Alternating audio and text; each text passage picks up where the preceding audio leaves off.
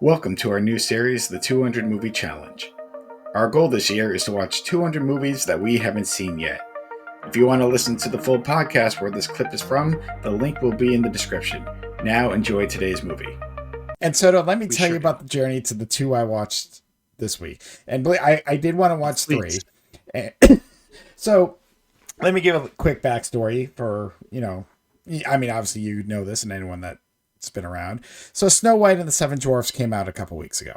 Now, I'm not going to talk about any controversies or anything about that, but the movie bombed.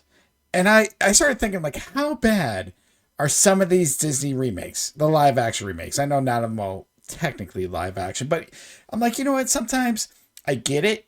People are like, just stick with the originals, but I'm like, sometimes you want to create something new, for the new generation, whether you like it or not. Mm-hmm.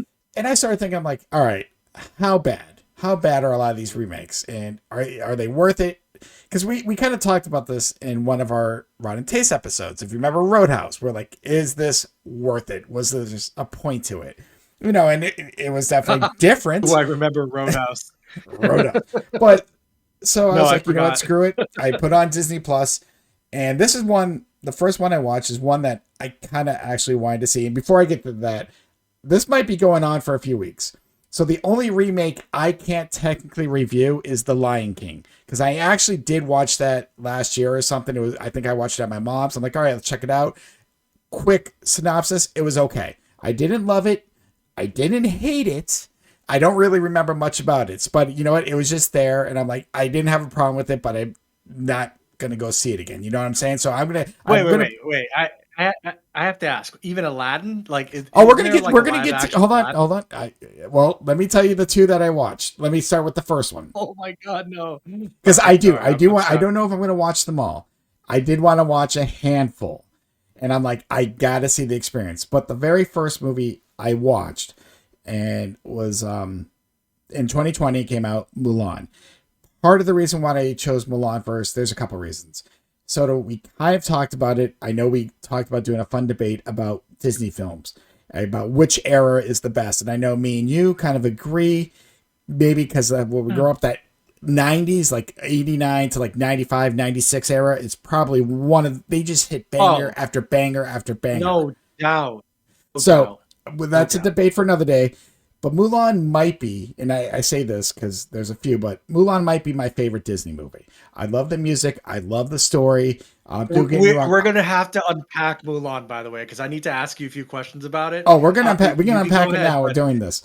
I need to talk about the relation between Mulan and the dude that they fall in love. She falls because I have questions, but go ahead. Are you talking about? Well, I'm just going to talk about the live action here. Maybe when we do our live podcast, we can talk. We'll see. We'll see what comes up. But anyhow, you know what? Perfect. No, there. So anyhow, and I need to rewatch Mulan, but I used to play it all the time in Blockbuster, along with a lot of other Disney movies. I did play Lion King a lot of these. So, like I said, I feel like Mulan is because I love the music, I love the story. Right. So when I heard they made a remake of Mulan, I'm like, especially when I hear that it's not a musical. So I'm like, okay, is this going to be good? Because now, they just focus on story. They focus on action. And I'm like, all right, good or bad? And I'm like, whatever. So first of all, there is no Mushu, voiced by Eddie Murphy, the little dragon. Obviously, the dragon? There's no dragon in this because they take out a lot. I say the campy stuff, though the martial arts scenes reminded me a little bit like the Crouching Tiger, Hidden Dragon style. Just the flying. Okay. So I was very into it. The stars also has Donnie Yen in it. Also has Jet Li in it, which I did not even recognize him at first. He plays the Emperor, and I'm like, holy shit. And I know it's been a while since I've seen a Jet Li film, so I know he's gotten older. I just didn't know. So, so at first I was like, am I going to like this? I was so worried because, it wasn't a musical. But Soto, I did love the story, and this sucked me in. Now, there's only a couple small changes, and by that I mean they added an extra villain to this story. Some people loved it, some people didn't. There's kind of a witch character, a female antagonist. So that was kind of new. And I'm like, all right. The one thing I had a problem with, and I don't know how much you remember about the Mulan the movie, is they kind of introduced this thing called, this is where I'm going to get a little sad, chi. Now, basically it's, I hate to make it sound like the Force from Star Wars, but it's going to sound like that. But it's like this magical thing that people can, I don't want to say move objects, but they enhance their karate kung fu abilities. So like, you know, you see her kick a spear and she just perfects it. That's just because she's Is that in the original? No, it's not. That's what I'm saying. This is a big kind of a change.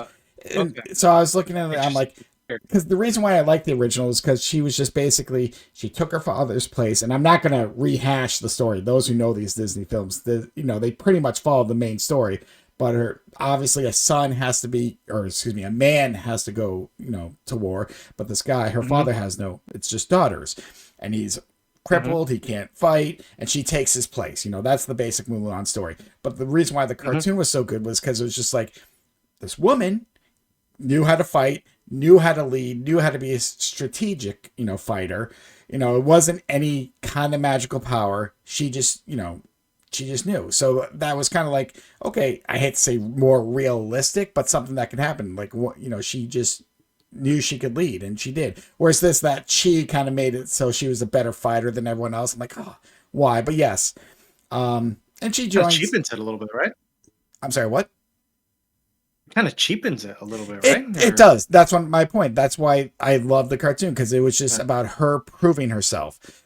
But the martial arts scenes in this were actually really good. And like I said, the story was still there outside of that one part.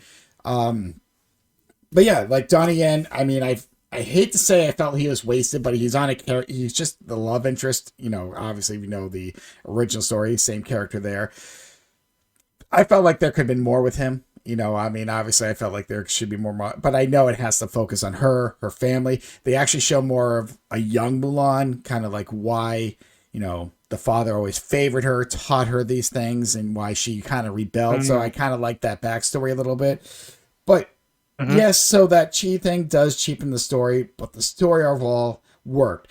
The remake worked because, to me, it changed it up, without...